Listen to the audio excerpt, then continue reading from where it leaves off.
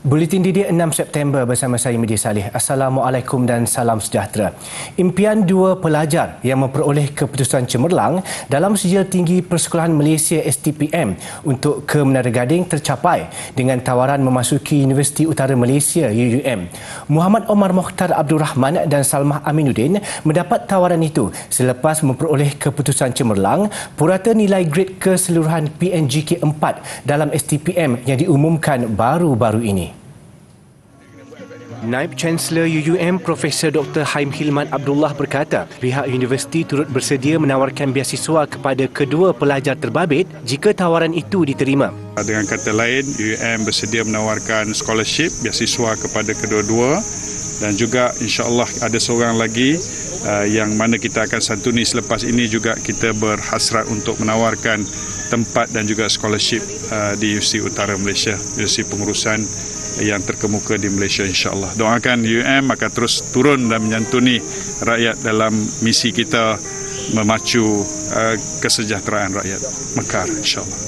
Pihak universiti juga akan meneliti masalah pelajar yang tiada pengenalan diri seperti MyCard dan dokumen penting dengan berharap pihak berkuasa dapat membantu menyelesaikan masalah itu. Muhammad Omar Mokhtar tidak mempunyai dokumen lengkap berkaitan ibu kandungnya yang menyebabkan status kewarganegaraannya diragui dan tidak dapat memohon MyCard. Jika masalah IC ini tak selesai dalam masa terdekat tu, insya-Allah kita akan utamakan universiti yang berdekatan lah, sebab tanpa IC kita tak boleh buat lesen semua tu kan. Jadi macam pergerakan kita agak terbatas, so kita akan utamakan universiti yang berdekatan lah. Kami sekeluarga amat terima kasih lah atas segala persembahangan dan sokongan dan sebagainya serta tawaran yang diberikan oleh pihak UUM terutamanya.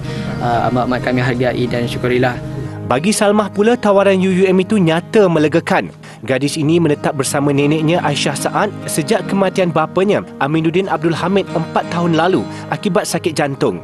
Ibunya Romlah Tasu pula kini tinggal di Pusat Jagaan Warga Emas Kamunting Perak kerana menghidap penyakit skizofrenia. Alhamdulillah lah, saya bersyukur sangat sebab dapat pandangan daripada orang-orang hebat, orang berilmu, sanggup tengok orang yang nasib macam saya dengan kawan-kawan saya. Saya akan pertimbangkan dulu lah dengan pilihan saya di UPU nanti, dan saya akan bincang dengan cikgu dan juga pengetua sekolah saya sendiri dulu.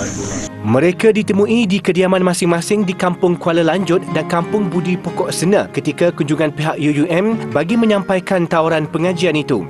Media sebelum ini melaporkan dua pelajar lepasan STPM berharap bantuan daripada mana-mana pihak untuk menunaikan hasrat mereka menyambung pengajian ke Menara Gading walaupun memperoleh keputusan PNGK 4.0.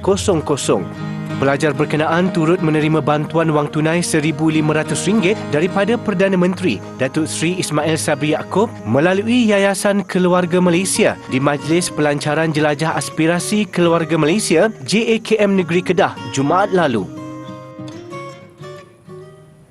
Ini berita baik untuk murid berkeperluan pendidikan khas MBPK. Mulai 4 September lalu, permohonan kemasukan MBPK bagi tingkatan 1 dan 4 untuk pengambilan tahun 2023 dibuka. Pemohon perlulah memenuhi syarat yang ditetapkan. Antaranya warga negara Malaysia, pelajar dari sekolah kerajaan atau bantuan kerajaan, sihat tubuh badan, pemegang kad OKU dan berkeupayaan mengurus diri. Permohonan boleh dibuat secara dalam talian melalui pautan tertera. Tarikh tutup permohonan ialah 21 Oktober depan.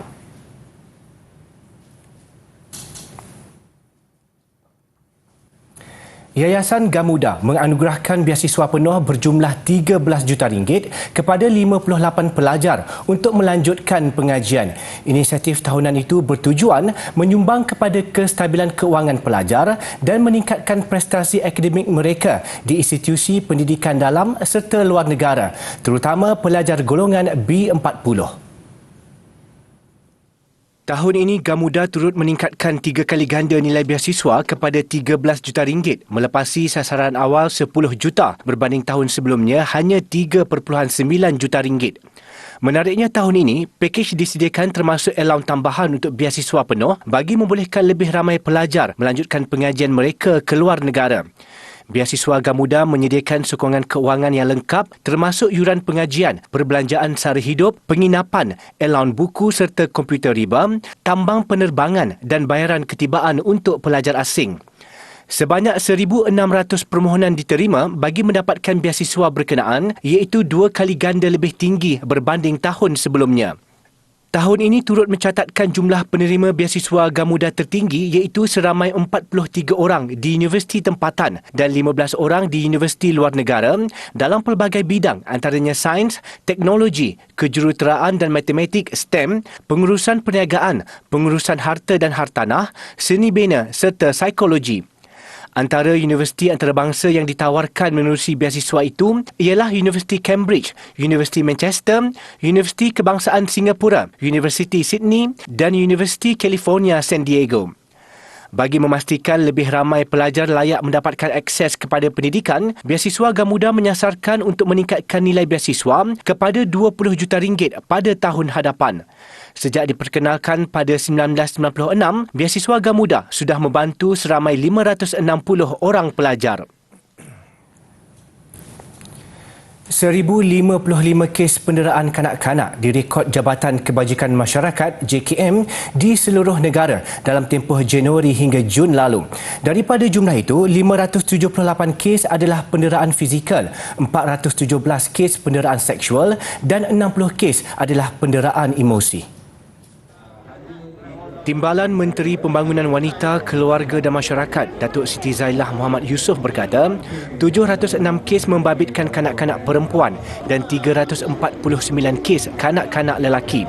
Ujarnya mengikut statistik PDRM, 1,348 kes seksual kanak-kanak direkod dalam tempoh sama, termasuk kes rogol berkumpulan, sumbang mahram, seks luar tabi'i dan cabul. Selain itu, eksploitasi seksual secara dalam talian terhadap kanak-kanak dilihat semakin meningkat, terutama kesalahan pornografi. Pihaknya turut berkongsi kebimbangan terhadap peningkatan kadar penggunaan internet bagi kanak-kanak berumur 5 hingga 17 tahun yang boleh mendorong kepada capaian bahan tidak bermoral jika tidak dikawal.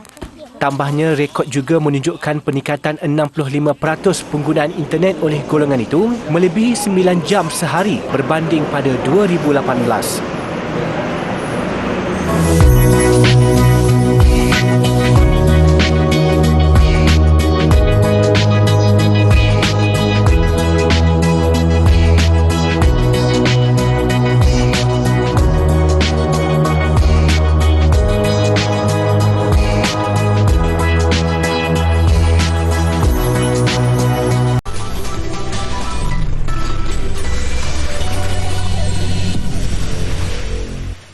Bertemu kembali.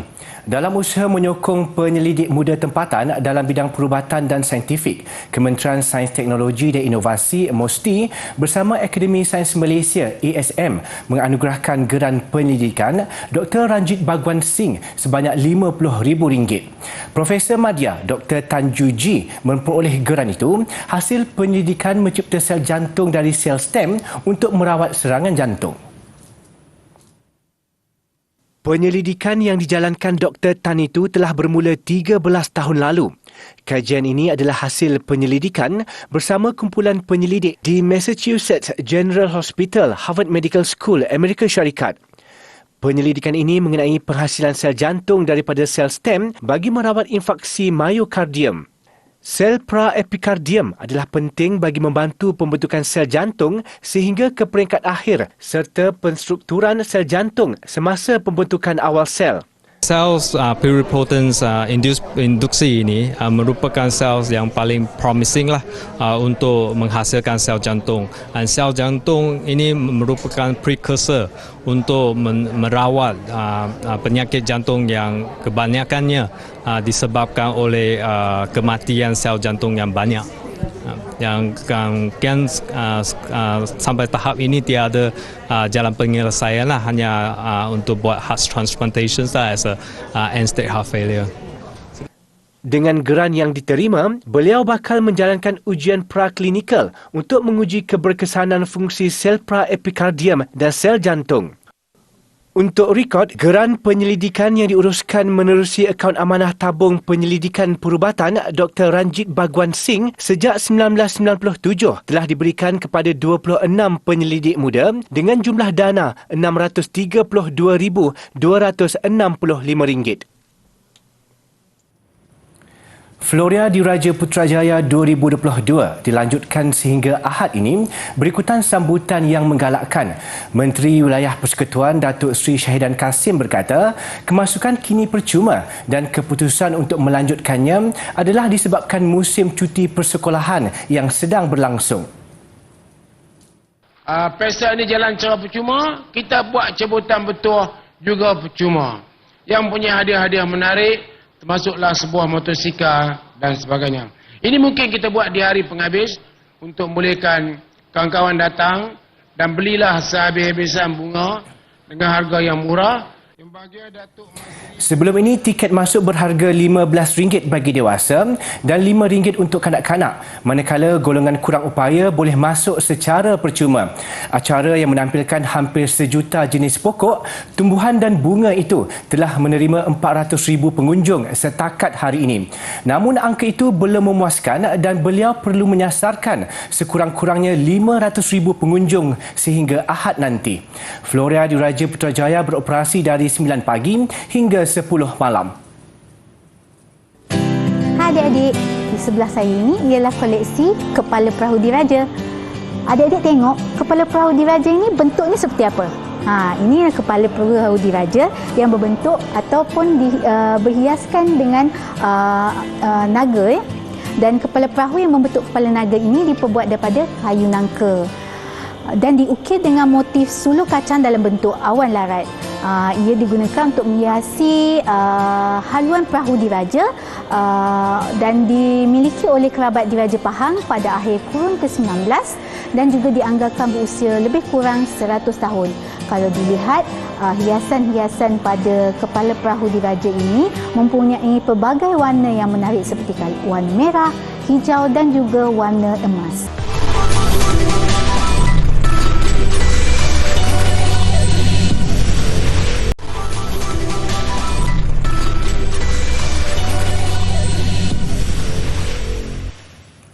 Tak buat apa-apa tapi sebenarnya bekerja.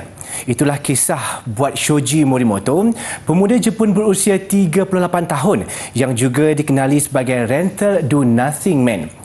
Morimoto menyediakan perkhidmatan yang agak pelik untuk pelanggannya di bandar Tokyo, iaitu menemani mereka dan tidak melakukan sebarang aktiviti selain makan atau minum.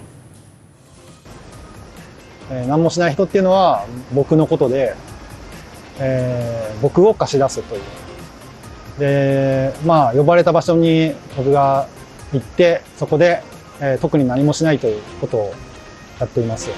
Sebarang tawaran yang memerlukan banyak kerja ditolak Morimoto. Dia pernah menolak klien yang mahu membawanya ke luar negara kerana dia perlu bergerak dengan banyak. Pemuda ini menawarkan harga RM10,000 atau RM318 untuk sekali tempah. Sejak memulakan perniagaan di Twitter pada 2018, dia telah ditempah lebih 4,000 kali. Aruna Chida yang pernah menetap di India mengakui menggunakan hikmat Morimoto hanya kerana mahu berjalan-jalan sambil memakai sari. Ketika itu, Morimoto trending di media sosial. 友達と一緒だと友達を楽しませなきゃみたいな気持ちがちょっと出るんですけど、レンタルさんだったら黙っててもいいかなみたいな。 Seorang lagi klien mendedahkan dia menempah Morimoto kerana terlalu tertekan dan mahu menghiburkan hati dengan menyarung kostum Pikachu dan makan kari. Kali kedua, pemuda itu ditempah untuk mendengar kisah hidupnya. Untuk Morimoto, dia berharap usaha ini mampu mengubah sikap dan pandangan umum bahawa seseorang itu perlu sentiasa melakukan sesuatu untuk dihargai. Padanya, hanya dengan menepati janji dan sentiasa berada di sisi mereka yang memerlukan juga sesuatu yang bernilai. Pelbagai koleksi seni, mainan dan barangan yang unik dan terhad dipamerkan di Konvensyen Seni dan Reka Bentuk DesignerCon di London, United Kingdom. Diadakan buat kali kedua di Arena Excel, acara ini memberi peluang kepada penggemar koleksi bertemu sendiri dengan artis yang mencipta barangan terbabit. Pameran antarabangsa ini menghimpunkan pelbagai barangan koleksi terhad dan menarik yang tidak boleh didapati di pasaran. Setiap barangan dijual antara £120 atau kira-kira RM600 hingga mencecah ribuan ringgit bergantung kepada kompleksiti membuatnya. It's kind of a collaboration of the design world in different aspects. Collectible toys, apparel, art, pins, customs, plush, anything that dives into a world of design where an artist is involved in the creation of it, that is what DesignerCon is all about. Pengunjung bukan sahaja berpeluang membeli pelbagai koleksi unik, tetapi boleh bertemu secara peribadi dengan pemilik dan pencipta barangan berkenaan. Well, actually, I have like two passions that I'm really like crazy about. I love old computers and basically product design from the 80s and the 90s. I also love robot toys. I collect like old Japanese robot, toys. So one day I thought, oh, maybe it's time for me to make a toy on my own. So I just think, oh, maybe I combine the two passions that I had. So he is the birth of my brand. All of these ideas come from my imagination. I sculpt, I paint, I come up with these characters myself, and I've been learning the process of toy making and being a toy artist since I was 15, 16 was when I made my first piece. And ever since then I've tried to do shows, conventions, just get my name out there, have a presence on social media, but it's like a labour of love and I just enjoy what I'm doing and want to keep getting better and better at it. Konvensyen seterusnya yang juga acara kemuncak bakal diadakan di Anaheim, California, Amerika Syarikat selama 3 hari bermula 18 November depan.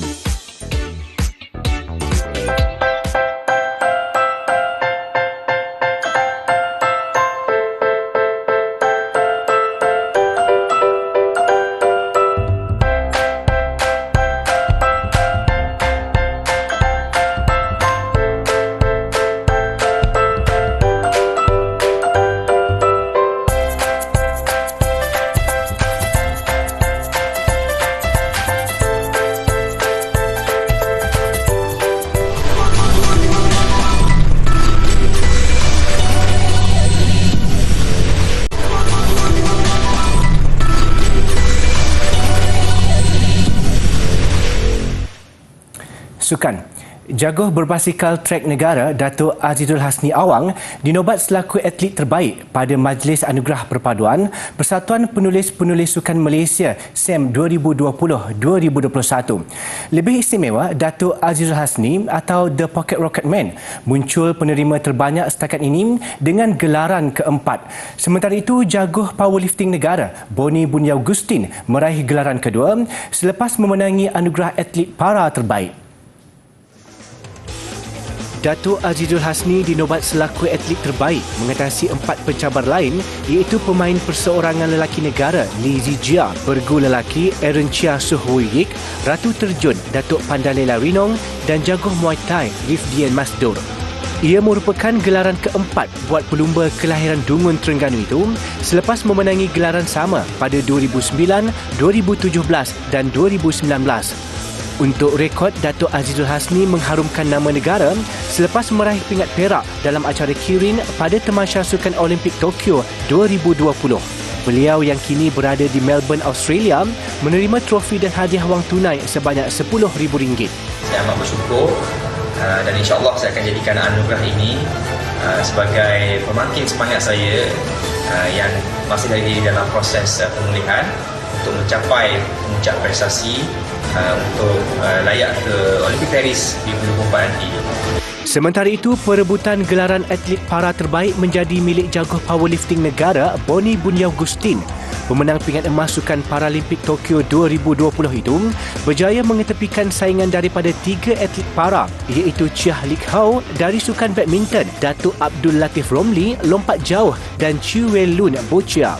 Boni turut menerima trofi dan hadiah wang tunai sebanyak RM10,000. Sementara itu, perjuangan atlet mengharumkan nama negara di pentas antarabangsa terus diberi penghargaan sewajarnya.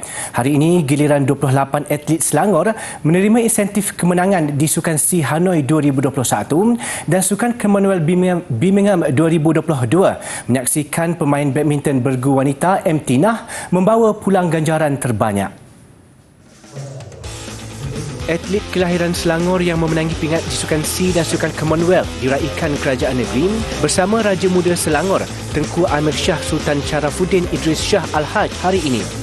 Majlis perhargaan di Istana Shah Alam itu menyaksikan seramai 25 atlet merupakan pemenang pingat di Hanoi, sementara 3 lagi menaiki podium kemenangan di Birmingham. Pemain badminton bergu wanita M. Tinah menerima insentif terbesar berjumlah RM23,000 selepas cemerlang menyumbang 2 pingat emas di Birmingham. Diikuti pemain pimpong lelaki Chung Javan yang meraih RM13,000 menerusi 1 perak di Sukan Commonwealth serta 1 perak dan 1 gangsa di Sukan C. Turut menerima insentif beberapa atlet elit lain seperti Arshamendran Karate, Fi Jin Eng Renang, Chiu Yi Wei Terjun serta atlet para Muhammad Ziad Zulkifli. Keseluruhannya RM92,900 diperuntukkan kepada pemenang pingat kedua-dua tamasya. Tenis terbuka Amerika Syarikat. Wakil tuan rumah Frances Tiafoe mencipta kejutan apabila menundukkan juara 4 kali Rafael Nadal di peringkat 16 terakhir. Berlangsung di Stadium Arthur Ashe, Tiafoe yang juga pemain ranking ke-26 dunia menguasai set pertama 6-4. Nadal bagaimanapun bangkit di set kedua 6-4. Pemain berusia 24 tahun ini melakukan 18 servis ace untuk memastikan kemenangan menjadi miliknya di 2 set berikutnya 6-4 dan 6-3. Tiafoe dijaga bertemu Andrei Rublev yang kini menghuni tangga ke-11 dunia di peringkat suku akhir. Rublev berdepan wakil Britain Cameron Norrie yang juga pilihan ke-7 kejohanan. Pemain Rusia ini tidak berdepan masalah untuk menang straight set 6-4, 6-4 dan 6-4.